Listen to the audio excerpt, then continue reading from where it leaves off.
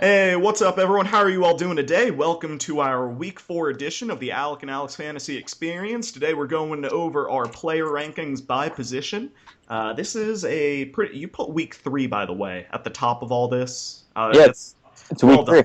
done. Anyway, so for Week 4, there are 6 teams on bye this week, half of them in the NFC West, oddly enough. We got the Arizona Cardinals, St. Louis Rams, Seattle Seahawks, Cincinnati Bengals, Cleveland Browns, and Denver Broncos. There are some very relevant fantasy players that are out this week. A lot of big running backs. You got a couple relevant, or maybe even 3 relevant quarterbacks if you were thinking Dalton. I Yeah, have no idea, but yeah. So a lot of relevant players out this week. So here we are to give you who we think you should be starting. yeah. So starting off the top, we've got our quarterbacks. Looking at our top 5, we got Brees at Dallas. Andrew Luck is number 2. Philip Rivers number 3. Stafford 4. Rodgers 5. And number 6, we've got Nick Foles, who he was pretty good last week, I'd say. Yeah. Against a really, really awesome Washington Redskins defense. That, by the way, what did Eli Manning do to the Washington Redskins last night? It Eli was, Manning looked like the Eli Manning of well, a few years ago when he was actually good, you know? and Larry Donald looked like Michael Jordan. Um, Larry, Larry Tannehill, which is apparently how you pronounce his name, which we didn't know, but now we know. you should know, you're his secretary. Yeah, you're right. Well, with the story I like to tell about being Larry Donnell's secretary is Larry Donnell is so polite, he did not tell me that I was pronouncing his name wrong. You interviewed for the job and you're like Yeah, really excited. You being Larry Donald or I one of love my your favorite work. NFL tight ends, and he's just sitting there thinking to himself, like, you know what? I'd say something, but I'm just too polite. Right, he hired me because I have so much heart. But anyway, Nick Foles going up against San Francisco this week. Not a terrible matchup. And I like him. And here's the thing. So I guess Walrus, would you say? I don't know. I don't think we were down on Foles going into the year, but We thought he was going to regress. right, we did. And Hey, he lost to Sean Jackson. right, and I mean, I still think he will regress. And He has. He has more right, turnovers this year already. exactly. So he did regress, and he obviously won't be as good as he was last year. But I think what we're starting to realize is that Nick Foles is a good quarterback. Walrus, you were saying you think he's in the top 10. I think like not in the context of fantasy, but just talking about pure skill. I think Mhm. Nick Foles is probably at the lower end of the top 10 quarterbacks. He's definitely not elite yet, but I no, I think it's, I think you're right. it's very good. And just like virtue of the Chip Kelly offense, he's just going to have opportunities to put up a lot of points, and Mhm. that's kind of what you want for fantasy. He might not be like what translates into a great NFL quarterback, but the numbers are there, and that's obviously all you care about in fantasy. I think he's gonna have a good week. Obviously, we think he's gonna have a good week, but I've come around on him, and I think he has the weapons. We love Jeremy Maclin, and the running game hasn't looked so great. I don't know. Assuming he can stand upright. The one issue we have with Nick Foles is that he hasn't been getting nearly as much protection as you like to see. Yeah, we'll get into Especially that. towards the end Yeah. of that Washington Redskins game. Yes, he was tearing them apart, but they were getting hits on him. Yeah, they were getting hits on him. So we like Foles a lot, and I don't know. I guess the people who ended up drafting Foles, I know Foles dropped a little bit in my draft, and I think it was probably because everyone had the same sort of hesitations about him. But I think generally he was drafted as between the 8th and 12th quarterback. and I think you got good value at that point. Definitely. Yeah. All right. Well, moving on from Nick Foles, good start this week, especially in a week where you lose a couple good quarterbacks. You got Matt Ryan, number 7 at Minnesota, Jay Cutler, division game against Green Bay, Tony Romo against New Orleans, and then Walrus Colin Kaepernick, a former best friend of mine, against the Philadelphia Eagles. We wanted to talk a little bit about Colin Kaepernick. What do we think about him? He's kind of a weird player to get an opinion on. Yeah, I mean, listen, these are the best receiving weapons he's had in his career. That's for sure. In Absolutely. his 3-year career, more or less, with the addition of what's his name, Stevie? Stevie Johnson, to a healthy Crabtree and Anquan Bolden and Vernon Davis. Like he's got a lot of options, and yet he really hasn't put it together, and it hasn't translated to better numbers. So why do you think that's the case? And you have got some numbers that you'd like to bring up also, right? Well, yeah, I mean, A tale of two halves, we'll say. yeah. So over at Grantland, one of the Grantland writers put together this really interesting thing about the 49ers this year and how they are so much better in the first half of games than in the second half of games. So I'll just specifically read things about the passing offense. So their passing offense, Kaepernick's completing 70% of his passes at a 7.9 yards per attempt, 4 touchdowns, 1 interception. That's very good. I mean, you'll certainly take that. In the second half of games, his yards per pass drops to 6.8, so a full yard, and he's got 0 touchdowns to 2 interceptions, and his sack rate is 8% higher. So I don't necessarily know what to make of that. I don't know why they're so demonstrably worse in the second half of games, but that's really significant, right? And that's the way the Niners have kind of looked this year. Kaepernick will put up a good first half, and then he'll sort of just hang around in the second half and not a whole lot will happen. They've got Philadelphia this week, so that's a good matchup for him. But I don't know if he's able to, put together a full game where he'll get you, let's say, 300 passing yards and a couple touchdowns. Mm-hmm. Yeah, I mean, the thing with him is you like him because of the ability to run and get things done on his feet. But other than that, he really just hasn't looked great this year, and we'll have to wait and see. It's too early to start going down on him to the point where we're not telling you to start him. But yeah, we'll have to wait, and there's really no rhyme or reason for why his numbers are so much worse in the second half. Right. I can't rationalize. And one of the things I think is very strange is he's played week 2 and week 3. So week 2 he played Chicago, and a defense he should own. And he had a very bad game. He had 3 picks and a fumble, 11 fantasy points. And then last week against Arizona, a really strong defense, he had 18 fantasy points. Now, most of that was, not most of it, but a good percentage of that was with his legs. Mm-hmm. So great legs. Okay, who has better legs, Beyonce or Colin Kaepernick? It's Kaepernick. It's not close. But I don't know if it's not close, but I'll give you it. I just don't know what we're supposed to make of him, because Philly is a defense he should be able to tear up, but Chicago is also a defense he was supposed to tear up. Mm-hmm. And, we can't pass the buck anymore and say he doesn't have receiving options. Absolutely. I don't know. We usually are able, when we talk about these guys, to kind of get at some underlying point about the numbers. But Kaepernick is, that whole team is just very confusing to me. Yeah, I think there's going to be some internal struggles as the season goes on, and it might just implode. Well, with all the news that Harbaugh is definitely going to end up, I think, at Michigan. Mm-hmm. Stuff's kind of crazy. Remember, they almost traded not the him last Detroit year. Lions, Michigan. Yeah, University of Michigan. Yeah. So I don't know. Ugh. Oof. Anyway, moving on from that mess, number 11, we've got Killer Cam Newton, 12, Big Ben, 13, Tom Brady, 14, Geno Smith, and 15, a guy that you were really vouching for this week, and you are starting in one of your leagues. I am, yeah. Teddy Bear Bridgewater. Teddy Bear Bridgewater. Teddy Ball Game. Yeah, okay, so Teddy Bridgewater came in last week after Matt Castle got injured, and it has been determined that Matt Castle will not play the rest of this year. Mm-hmm. So it is officially Teddy Bridgewater the time. The city of Minneapolis is rejoicing. Yeah, it's a good point. They need something to celebrate, and Matt Castle's injury was effective in that regard.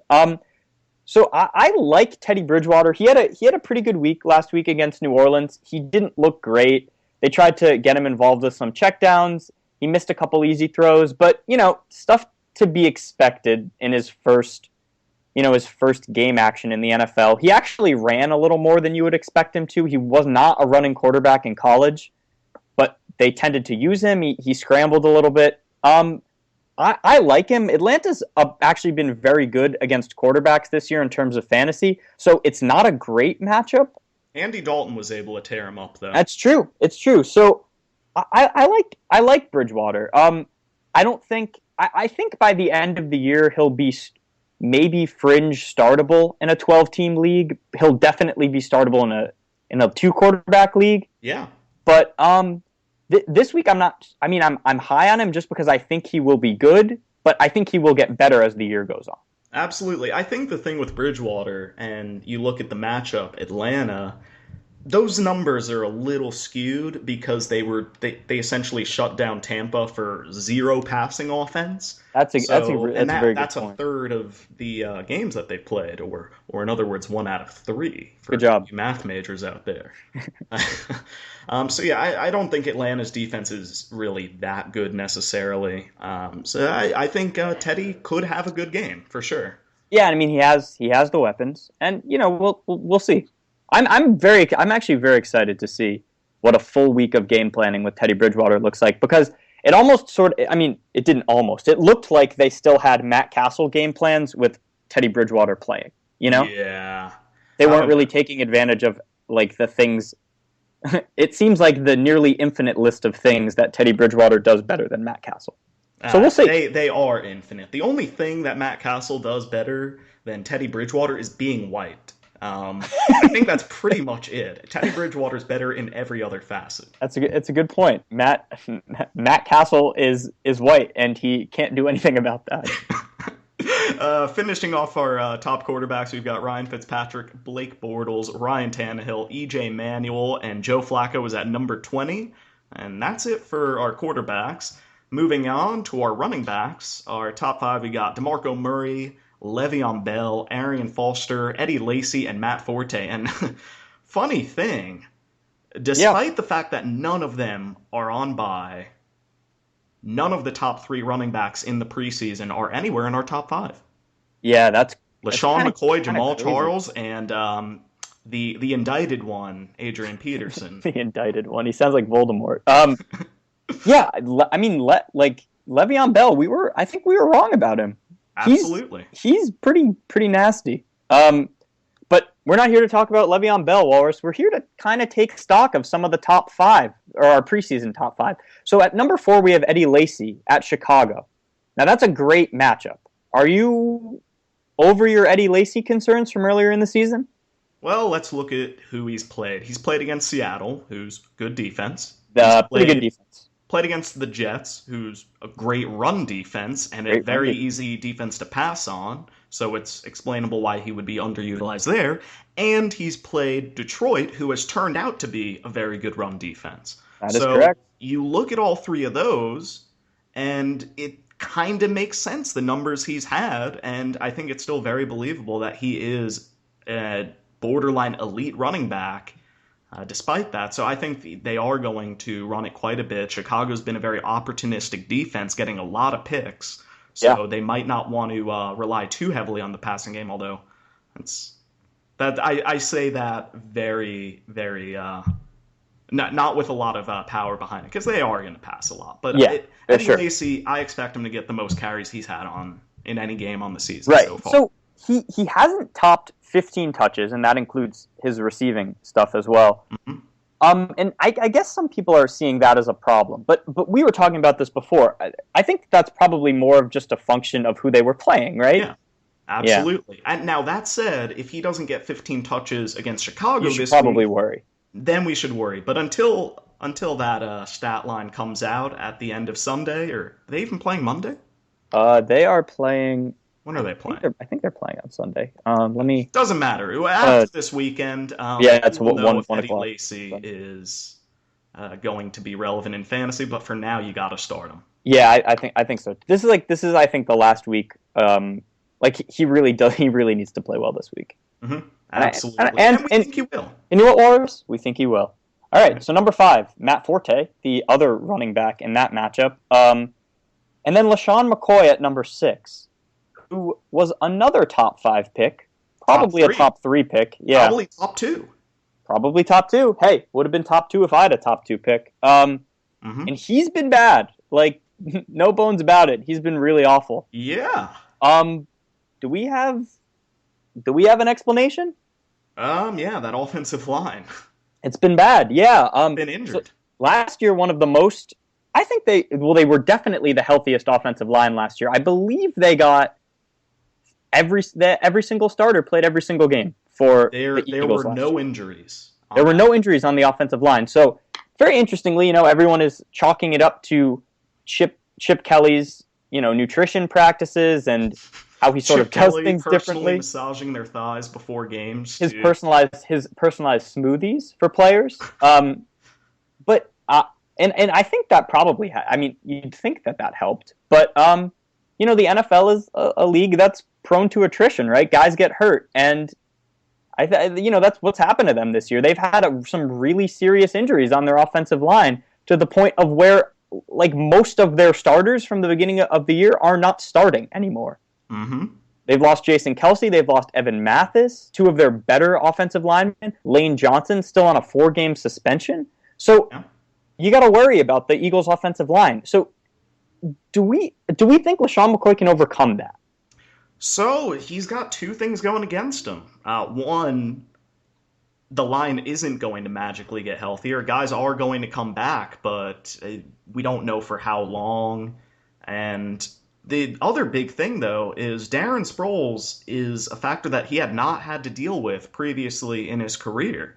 Right. When the Eagles were playing from behind late in games, McCoy was still generally the guy to go with, but now you've got one of the best receiving backs in the NFL. That's no longer the case, and he doesn't have that value that he used to have regardless of situation. So Yeah, I agree. And I don't think it's necessarily that Sproles steals carries. It's more that Sproles steals time, That's exactly it. Just like you said, if they want a back that is going to be going out for pass, they want that to be Sproles. Yeah. And so the 49ers are a tough matchup. They're actually allowing the 4th fewest points to running backs. Mm-hmm. But I do think LeSean McCoy will rebound. I honestly think he's too good not to. Absolutely. I think that he might not be one of the elite, or certainly not one of the top 3 running backs when the season is done, again, because his offensive line simply isn't the same as it was last year, but he's going to be a starting running back, and I expect him to get at least 10 points this week. Yeah. Hold on, I'm doing a little math for us. Wallace, he's averaging 2.9 yards per carry. 2.9. That's less than Trent Richardson, I believe. Oh no. Let's move on quickly. Donald Brown, number 7, Jacksonville. Wait. I'm getting back into cook. No, I can't. I'm doing a fantasy football podcast. Fantasy football podcast. Wow, that sounds like it would be really good. Yeah, you should watch. All right. Well. Anyway, moving on. Donald Brown. Yeah, number 7. We got Donald Brown. That's gonna be an awesome matchup for Donald Brown owners. If he's not available in your league. Or if he is available in your league, please pick him up. Start him. Yeah, Jamaal Charles, number 8, New England. Lamar Miller at Oakland.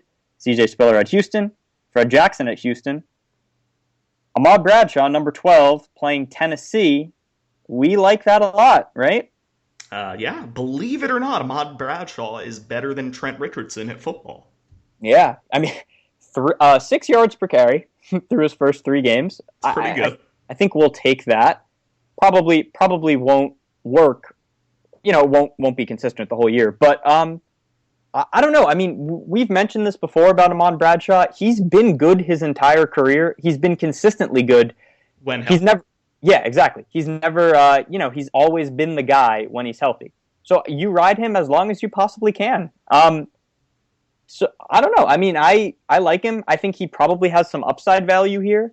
Tennessee, good pass defense, so they might have to run it. Yeah, I agree. I think it's a great matchup for him. A great matchup and a great player. I don't know. Do you have anything exciting to add about Ahmad Bradshaw, Walrus? Oh, I actually do. His backup is Trent Richardson. That's pretty good news for him. He can catch a little bit out of the backfield too. He's done a lot of damage as a receiver. Here's an Ahmad Bradshaw story. I'm home for the weekend. I'm not at college, and I have Madden, I think 12. That's the most recent Madden I have, or Madden 11. It's the one with Peyton Hillis on the cover. Okay. I'm not going to buy another Madden because that one's my favorite. So I'm playing as the Giants this afternoon, and with Peyton Hillis. No. He's on the Browns, but don't worry, I'll get him traded to the Giants. No, so I did a juke with Ahmad Bradshaw. Such a good juke that it was in the open field, that the guy I juked fell off to the side and tackled one of the offensive linemen who was blocking for Bradshaw. It was kind of amazing. Wow, good. Yeah, it was a nasty juke. That's pretty much all I have to say about Ahmad Bradshaw. It's a good juke. Good juke. All right, and to finish off our top 20 running backs, we got Reggie Bush, Frank Gore, Khiry Robinson is 15. Then we got Stevan Ridley, Darren Sproles. We have Stevan Ridley twice, apparently, now that I look at it. Because he's great. Right. He's that good. Did we mean for one of them to be Shane Vereen? We probably meant 18 to be Shane Vereen. Yeah. Let's do that. So 18, we have Shane Vereen, 19, Chris Ivory, and 20, got Pierre Thomas. Not too much to say about any of those guys, although, of course, if you have any questions, feel free to hit us up on any of your favorite social media outlets. Word. All right. Wide receivers. Number 1, we've got Megatron. Number 2, Antonio Brown. 3, Jordy Nelson. 4, Dez Bryant. 5, Julio Jones. 6, we got Jeremy Maclin. 7 and 8, we've got the 2 Chicago receivers, Marshall and Alshon. 9, Randall Cobb. And 10, one of the more disappointing receivers so far, Keenan Allen. Lars, I don't want to talk about Keenan Allen being disappointing. It makes me sad. You want to talk about how he's going to bounce back this week? Can we do that? Let's try it. All right. Well, so Keenan Allen, and I don't know if I'm maybe conflating these two because they're both on my team and they've both disappointed me so far, but I see Keenan Allen as almost the wide receiver version of Eddie Lacy in the sense that he's had a lot of tough matchups. And then one matchup he's had, or, like the less tough matchups he's had, he hasn't really performed in those either. And see, that was the problem with last week. Keenan Allen, so his first 2 weeks, Walrus, he had, he had some tough matchups. He had Arizona. It's a tough matchup. He had Seattle. That's a very tough matchup. Pretty much 2 of the top 5 pass defenses. Yeah. and then he had week 3 against Buffalo. And leading into Buffalo, a lot of people were saying, that's a very good matchup for him. He should rebound immediately. He had a little bit of a groin injury. It didn't seem to be a problem. And then he had a really bad week. Actually, his worst week of the year last week was 2 catches for 17 yards on only 2 targets. So now people are saying that, maybe the groin injury was more serious than we thought. I don't know about that. He was on the field. He just didn't get targets. So what do you think? What do you make of it? Well, the one thing I'll say about that game against Buffalo is that San Diego's offense as a whole struggled. Yep. It wasn't isolated to Keenan Allen, so I'm not that worried. Because when you're a receiver and your team isn't able to move the ball or get good passes off, there's nothing you can do about that. Whereas a running back, if the rest of your team is struggling, you can still take over the game. So I'm still not that worried about him. That said, playing against Jacksonville, where we expect San Diego's offense to do just fine, this has got to be where he bounces back. After this, if he has another 2 catches for 17 yards, then it's time to be very worried about him. Because there have been other receivers on this team that have outperformed him thus far. Yeah, it's true. Eddie Royal's doing his annual really hot 2 weeks. He had 2 touchdowns last week. Malcolm Floyd has played pretty well. Yeah. Yeah, I mean, you look at the game plan from the Chargers last week, Donald Brown had 31 carries. I think that was probably them trying to take advantage of Buffalo's rush defense.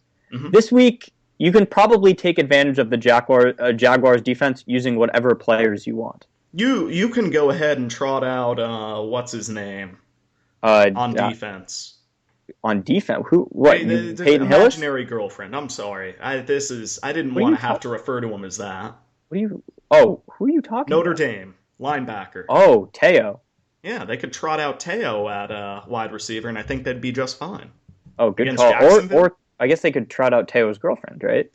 Well, that's what I was also going to go with. Those could be their starting 2 receivers, and they'd probably win. Or how about this? They have Brandon Flowers on playing cornerback for them. They could trot out Brandon Flowers, the lead singer from The Killers. I like All right, that. Football. All right, number 11, Roddy White at Minnesota. Number 12, Mike Wallace in London against Oakland. Hey, London, you can watch the Dolphins play the Raiders. Enjoy. Have fun. That should be fun. Andre Johnson at playing Buffalo. Michael Crabtree, Philadelphia. Cordarrelle Patterson, number 15. And Walrus, the greatest game of this NFL season, maybe of our lives, Steve Smith Sr. playing the Carolina Panthers. Yo, you got your goggles ready? Walrus. I'm going to wear 3 different pairs of goggles for this game. There are going to be so many blood and guts that I won't even be able to clean the goggles. I'll need to just switch remove my them. goggles each quarter. Oh my God, Walrus! The crazy thing is, I actually outside of all the total insanity that's going to ensue, just because Steve Smith, is liable to go insane. He's been very good so far this year. Yeah, He's been the premier fantasy option on that team, and I actually think he'll have a good week. All crazy vendettas aside. So there's no question he's going in with a lot of motivation. He feels like he got robbed by kind of getting almost kicked out of Carolina, or so it seemed. And he's been the better of the 2 receivers between him and Torrey Smith, and Dennis Pitta's out. Obviously, there's little room for concern considering Carolina is just a sick defense overall. But we like him a lot for sure. Walrus, and what I've heard about Steve Smith is that his bedpost needs a few more notches. Steve Smith rates his success over his life by how many notches he has on his bedpost, and right now he's a little off pace, and he wants to get a few more. And where else to get them? He's in Baltimore. He's not in Carolina. That would have been even more insane. If he were in there would seriously be blood and guts if he were in Carolina. The streets would be painted red with such a good. This is actually going to be crazy. Last week was pretty crazy with Deshaun Jackson. Deshaun Jackson is a kind of innocuous version of Steve Smith. Yeah, I mean, he's got gang ties. I don't know. They might actually be closer than you think. Oh man, Walrus, I'm so excited. Time out. Different question. What if Steve Smith and Deshaun Jackson are in the same gang?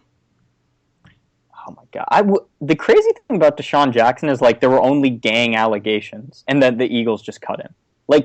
That was a very weird situation. Extremely. Steve Smith doesn't run with the gang. Steve Smith's gang is his family, and they don't do anything. He just goes around and takes everyone out.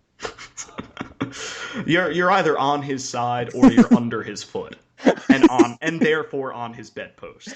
Oh my Moving on. Really? Number 17, Vincent Jackson. 18, Brandon Cooks. 19, Golden Tate.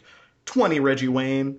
11, Kelvin Benjamin. 12, Marquez Colston. And 23, we got Sammy Watkins. Go ahead, and how's Sammy Watkins done this year? Has it been consistent? I'll tell you one thing, it hasn't been consistent. So week 2, we were ready to name him the Offensive Rookie of the Year. He had a great week against Miami, 8 catches, 117 yards, and a touchdown, netting you 17 fantasy points.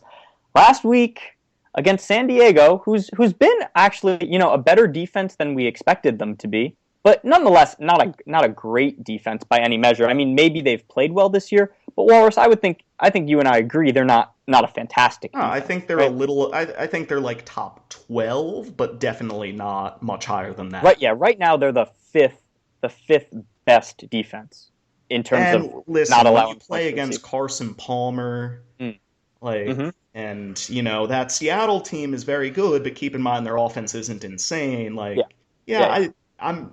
We'll have to wait and see before we start calling San Diego a great defense. But continue. Right. So Sammy Watkins this week has Houston. They're kind of middle of the pack against. They're beatable. Yeah, they're beatable, as Eli Manning demonstrated. They're middle of the pack against wide receivers in terms of allowing wide receiver points, and I think he'll bounce back. I don't have a lot of reason to say that. It's just more of a kind of thinking about how Buffalo has looked in the trajectory of their season. They looked a lot better when they were getting him the ball on offense. They played a lot better. They got a big win against Miami. Last week they looked terrible on offense against San Diego. I mean, they looked really awful. Now, I don't know if that's because E.J. Manuel is awful, which is somewhat true. But I do think that, they do need to figure out ways to get Sammy Watkins the ball. And they looked a lot better when they did do that. So I like him, and I think if only because they're going to make a really concerted effort to get him the ball this week. Although you do have to watch out because Houston has a terrible, terrible run defense. Absolutely. The one thing I'll ask you, you mentioned how there was a point where you thought it looked like he was a clear-cut Rookie of the Year. Yeah. And obviously that's not as clear. Do you think by the end of the season he will be the Offensive Rookie of the Year? The Offensive Rookie of the Year is kind of fun this year because there are a lot of really good receivers, but none of them have been super consistent so far. I know who I would choose. Are you gonna pick Kelvin? No, I'm gonna put Brandon Cooks. You're gonna do Brandon Cooks? Well, a lot of people are going to go Kelvin just because they think like he'll get the numbers because he has the most opportunity. I think Brandon Cooks is going to be the number 2 targeted receiver on that offense. I mean, not receiver, just pass catcher. Yeah, interesting. I think him, and I actually think he's that good. Yeah, I mean, and you saw the way New Orleans used him last week in terms of 2 weeks ago. They really went to him a lot in week 1. Mm-hmm. They went away from him a little bit week 2, and went back to him in week 3, and they looked better for it. So yeah, I agree with it. I think Cooks probably would be the smart money bet.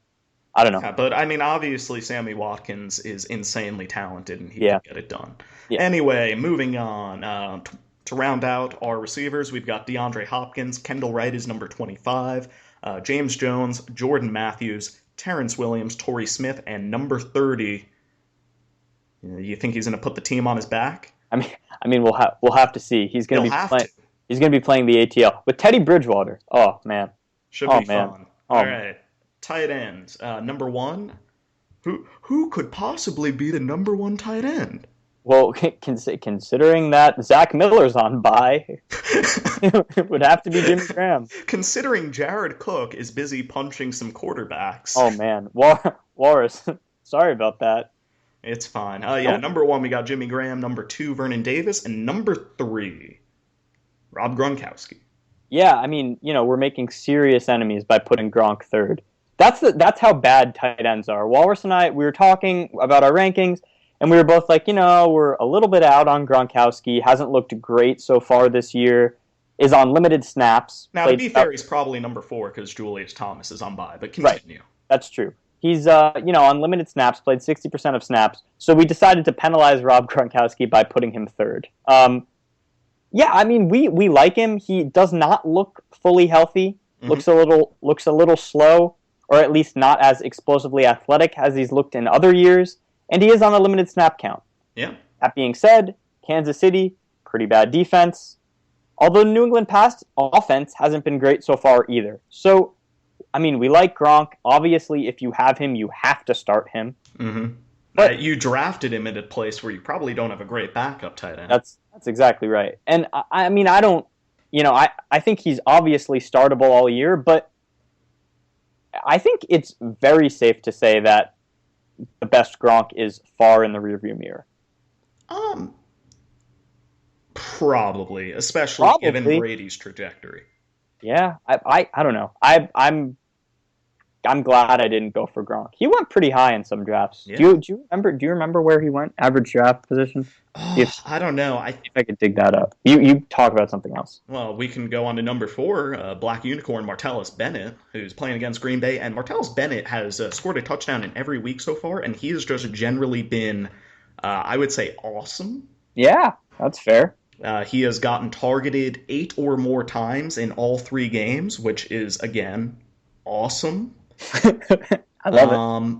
Green Bay, oddly enough, has given up the fewest fantasy points to tight ends this season, which is, I guess, one small reason for concern. But I mean, their pass defense has not really been that good. Again, look at the tight ends they've played against: Jason Morrow, Zach Miller, and Ebron. So not elite tight ends, to say the least. So I think Martellus Bennett is going to have a very good game, and especially if Brandon Marshall does not suit up, he is going to be the premier red zone target. So gotta like the Black Unicorn here. Yeah, I think so. I think he'll probably fall off. He's obviously not going to sustain this pace, but you think he's a top 5 tight end? No, but he's clearly top 8. You know what's crazy? Gronkowski went with the 23rd overall pick in my league. Wow. I don't know what is ahead or behind Julius Thomas? I got Julius Thomas in the 3rd round, so I got him not 9 picks behind Gronkowski. Wow. Okay. Yikes. Yeah. He Anyway.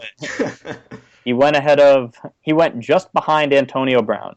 I think I'd rather have Antonio Brown. And to be fair, I'd rather have Antonio Brown than a lot of people. Yeah, Antonio Brown's the man. All right, Greg Olsen, number 5. Antonio Gates, Jacksonville, number 6. The Antonio Gates Renaissance rolls on. Zach Ertz, number 7 at San Francisco. Jason Witten, number 8. Dwayne Allen, number 9. Delaney Walker, number 10. Owen Daniels, number 11. We actually like Owen Daniels with some sleeper potential for this week and for the rest of the season, right, Walrus? Dennis Pitt out for the season. Owen Daniels is now the premier tight end in Baltimore, and the fact of the matter is he's been effective at previous points in his careers with quarterbacks that weren't much better than Flacco. So That's true. I don't know if I'm quite on board with him this week. Again, tough matchup, but going forward, he's a guy that if you own him, you may be starting him, or at least considering him. And if you own an elite tight end outside of him, you could probably get some good value. Yeah, I agree. I don't think there's a whole lot more to say about him, but he has been good. All right, you want to go off on the last 8 players on our list? Yeah, we've got Travis Kelce, number 12. He had a pretty good year so far. And then at number 13, we have Larry Donnell, and number 14 also Larry Donnell. 15 got Larry Donnell with a pretty good matchup against the gods of Mount Olympus. Number 16, Larry Donnell, and then 17, actually, Walrus. This guy kind of sneaks in here. I think this is a really big sleeper pick. Yeah, Larry Donnell. You might want to look at New York Giants tight end. Number 18 is it's Larry Donnell as well. 19 is Larry Donnell, and then sneaking in right in at number 20 is also Larry Donnell. Yeah. No, 20 is Larry Donald. Excuse me. Yeah, that's right. That's a different player. Yeah. So try to look for Larry Donnell this week. He should be all over the place. It should be pretty good. Yeah. I'd start him if possible. If you own a time machine, highly recommend it. Yeah. Walrus, do you think we have a fan who every week just wants a tight end ranking, and by number 15 tight end we're always checking out? Yeah, guys, if you actually read our tight ends, we definitely do the top 12 seriously. And past that, it's Larry Donnell or get the hell out of here as far as we're concerned. Did you see the catch he made last night? He made this catch on a goal line fade that was really very, very nice. I know you didn't see it live. No, I did not. I did not see it live. You asking if you were getting a lot of calls, given that you're a secretary and you had no idea what I was talking about, which leaves me a little suspicious about whether or not you're actually a secretary. Walrus, I had bigger things last night. Larry Donnell gave me the night off. Wow, that's... You know what, on game night, I guess that makes sense, since he's not in the office. He was certainly out of the office yesterday. All right, everyone. That's about it for this week's rankings. Again, feel free to hit us up if you have any last-minute questions. Leave a like if you found this video helpful. And on that note, my name is Alec. My name is Alex. And we will see you next time. Good luck.